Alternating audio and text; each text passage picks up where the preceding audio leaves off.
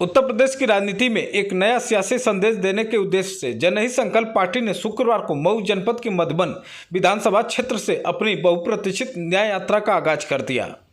Party के राष्ट्रीय अध्यक्ष डॉक्टर आर.एस. पटेल के नेतृत्व में शुरू हुई इस यात्रा ने प्रदेश में मौजूदा बीजेपी सरकार की कार्यप्रणाली पर कई सवाल खड़े किए।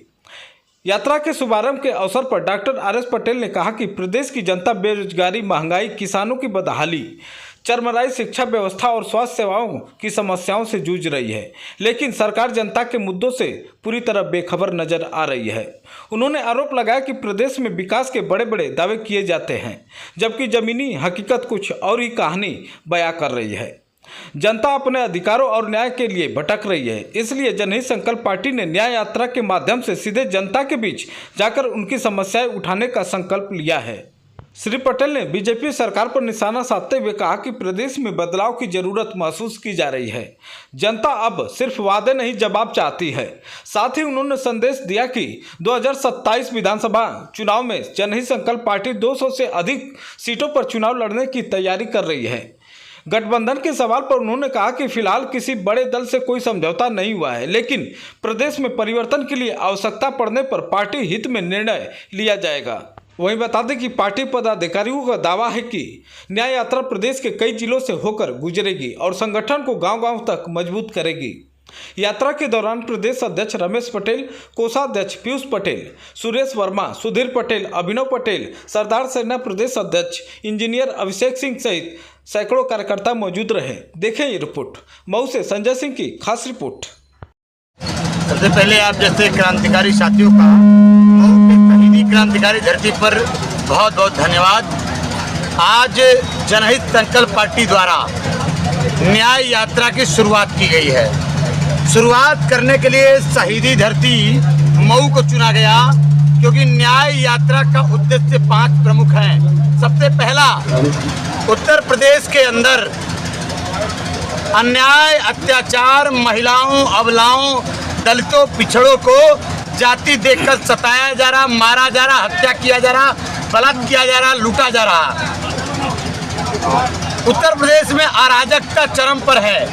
अराजकता तो पूरे देश में है, लेकिन उत्तर प्रदेश में जाति देखकर अन्याय किया जा रहा है, जाति देखकर इनकाउंटर किया जा रहा, जाति देखकर मारा जा रहा और जाति देखकर न्याय का भी रास्ता तय किया जाता है। हम 5 प्रमुख उद्देश्यों को लेकर के आज 12 जून से हमारे बगल में प्रदेश अध्यक्ष हैं जनहित संकल्प पार्टी के रमेश पटेल जी, आज मऊ जनपद के मधुबन के हमारे प्रभारी हमारे चौहान साहब, सहयोगी संजय पटेल जी, इन सभी सैकड़ों साथियों के संयोजन में हजारों साथियों के साथ हजारों युवाओं का बाइक जुलूस निकाला गया। उद्देश्य 5 प्रमुख हैं। पहला, इस देश की जो सरकार है वो कहती है कि महिलाओं को हम आरक्षण देना चाहते हैं। इनके कथनी और करनी में बहुत अंतर है, खोट है। 33% आरक्षण की बात करते हैं और हम लोग इस देश की माताओं बहनों को, जो आधी आबादी हैं, उनको इस देश में आधा हक जो उनकी आबादी है, आबादी के अनुपात में देने की वकालत करते हैं। पहला, 50% इस देश की महिलाओं को, आधी आबादी है तो 50% आरक्षण या भागीदारी ग्राम पंचायत से लेके विधानसभा से लेके लोकसभा तक और सभी विधाओं में उनको मिलना चाहिए। दूसरा, जातीय जनगणना का बड़ा तबला बजाया नरेंद्र मोदी जी ने, लेकिन जातीय जनगणना कराने का घोषणा किए बगैर जनगणना कहने करके उन्होंने ओबीसी का कॉलम गायब कर दिया। हमारा दूसरा उद्देश्य है कि मोदी जी ने आपने जो कहा उसको करना पड़ेगा। जाति जनगणना लागू करिए और ओबीसी का कोटा लागू करिए। तीसरा, इस देश में तमाम बोर्ड हैं, शिक्षा में तमाम तरह की अनीति अपनाई जा रही है। पूरे शिक्षा के अंदर हम पूरे देश में एक मांग लेकर निकले हैं, एक देश एक शिक्षा, समान शिक्षा मुफ्त शिक्षा, समान शिक्षा मुफ्त शिक्षा। और हम शिक्षा इस देश में ग्रेजुएशन तक मुफ्त करना चाहते हैं। चौथा मुख्य उद्देश्य है, उत्तर प्रदेश के अंदर जाति देखकर अपराध हो रहा है। अगर कोई दलित पिछड़ा मारा गया तो उसको न्याय नहीं मिलता है।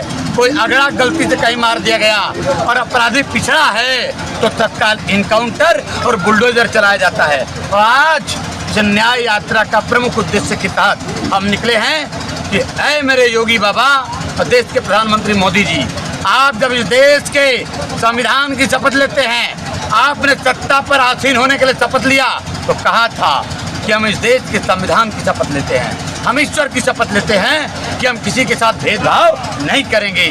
तो मैं आपको बताना चाहता हूँ, चाहे मऊ उठा लीजिए, चाहे देवरिया उठा लीजिए, चाहे कुशीनगर उठा लीजिए, चाहे बनारस उठा लीजिए, अगर अगड़ा समाज का कहीं गलती से किसी की हत्या हो गई तो 10-10 लाख रुपए, 50-50 लाख रुपए, 1-1 करोड़ मिलता है, सरकारी नौकरी मिलती है, परिवार को जमीन मिलता है, व्यवस्थाएं मिलती है। लेकिन पिछड़े समाज का, दलित समाज का कोई बेटा गलती से मार दिया जाता है तो उस परिवार के लोग न्याय मांगते रहते हैं, अपराधी तक नहीं पकड़ा जाता।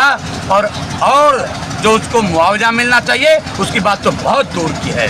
तो डॉक्टर साहब, देखा जाए कि आपके अंतिम बात मैं और क्लियर कर दूं, जो 5वां उद्देश्य है, इसी देश की मोदी सरकार ने कहा था कि हम यूजीसी 2026 यूजीसी एक्ट 2026 लेके आए हैं, यूजीसी रेगुलेशन 2026 लागू करेंगे।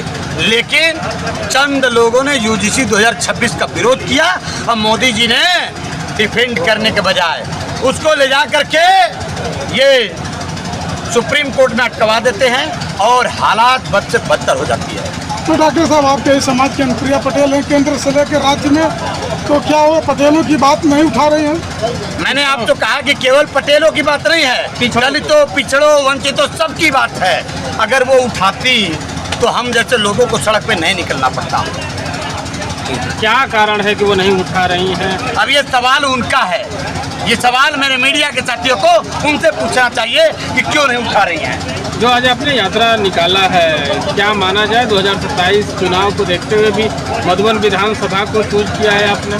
जनहित संकल्प पार्टी के प्रभारी प्रत्याशी यहाँ लगातार अपना काम कर रहे हैं। उत्तर प्रदेश के 200 विधानसभाओं में हम घोषणा कर चुके हैं, हमारी पार्टी ने, प्रदेश अध्यक्ष ने घोषणा किया 200 विधानसभाओं में हम चुनाव लड़ने जा रहे हैं और सामाजिक न्याय के आधार पर चुनाव लड़ने जा रहे हैं और सामाजिक न्याय के तहत ये यात्रा निकाली गई है। क्या किसी पार्टी से गठबंधन भी करेंगे या अकेले अपना चुनाव लड़ेंगे? अभी तक हम मजबूती से मैदान में हैं, वक्त आएगा चुनाव का तो बता देंगे।